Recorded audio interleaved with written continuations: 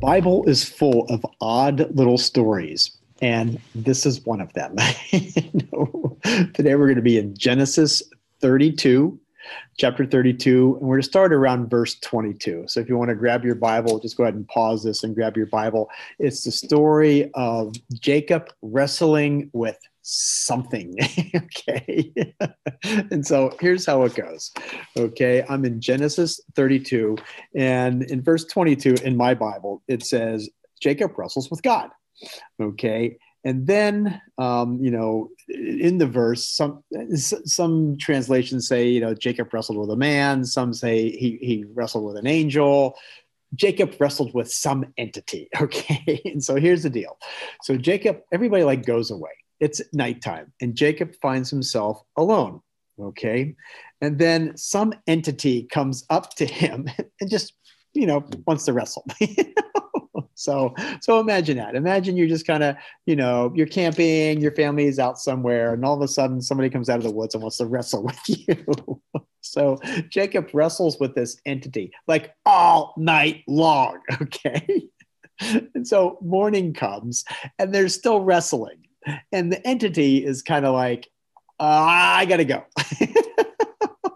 But they're not done yet. They're still wrestling. And I can't even imagine wrestling all night long. I watch wrestling on television, like college wrestling. They wrestle 3-minute periods. In 9 minutes, those guys are exhausted. I can't imagine wrestling all night long. So anyway, the entity wants to leave, and he can't. So he kind of tweaks Jacob's hip, so Jacob can't really wrestle anymore.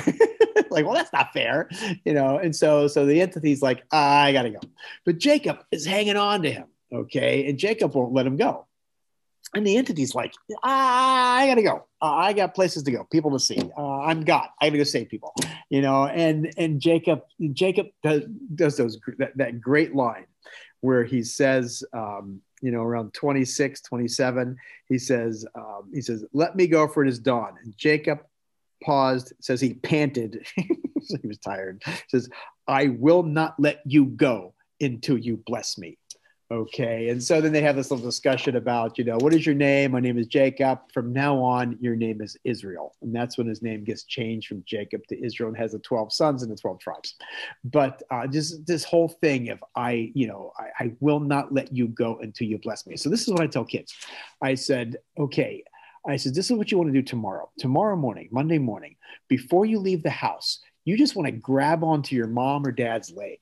Okay. You just want to hold on to it and hold on to it and hold on to it. And when I do this in the classroom, I kind of pretend I'm dragging a kid across the room, and your parents are going to go, what is wrong with you? I got to go, places to go, people to see. I got people to see.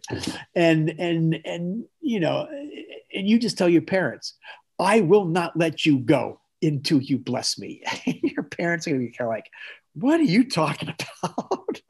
You're not going to let me go until I bless you. What is going on here?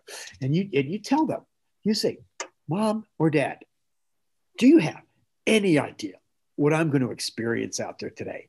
I am going to have all kinds of opportunities to lie, to steal, to cheat. I'm going to be tempted by pride and power and possessions. I'm going to have a choice to make whether I'm going to be mean and nasty to people or whether I'm going to take the high road. And we're not even going to mention all the other temptations that are out there. Do you have any idea what I'm going to experience between when I leave this house and when I come back? I will not let you go until you bless me. At our house, we have this little teeny tiny baptismal font. And as I leave in the morning, I dip my finger in it, and I put it on my forehead. And as I walk out the door, it's just I remind myself of who I am and whose I am, sort of a blessing. We have a high school youth director. She's been doing this for years. And actually, she works with a whole bunch of different age groups at our church. But every group that she does, every time they leave, she makes the sign of the cross and she blesses them before they leave every time. I will not go until you bless me. Blessings are really important. We need people's blessings. So I encourage you to get those blessings from people, get those blessings from your family, get those blessings. Even when I got married, I was getting ready to get engaged to Laurie, and I called my parents. And my mom answered. I said, "I'm thinking of getting engaged," and I said, "I'm asking for your blessing." And we had a discussion. I said, "Yeah, put Dad on," and Dad was kind of like, what? I need your blessing. So, yeah. No, I'm not moving forward with this unless I don't want anything coming back on me later. Okay. I want your blessing.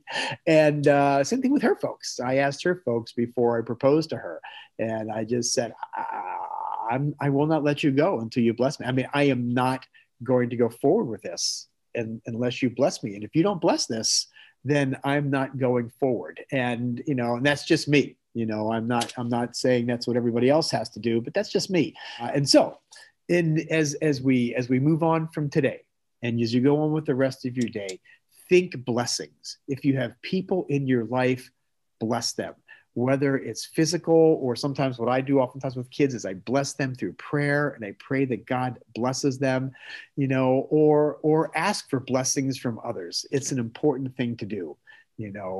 As Jacob said, I will not let you go until you bless me. See you next time.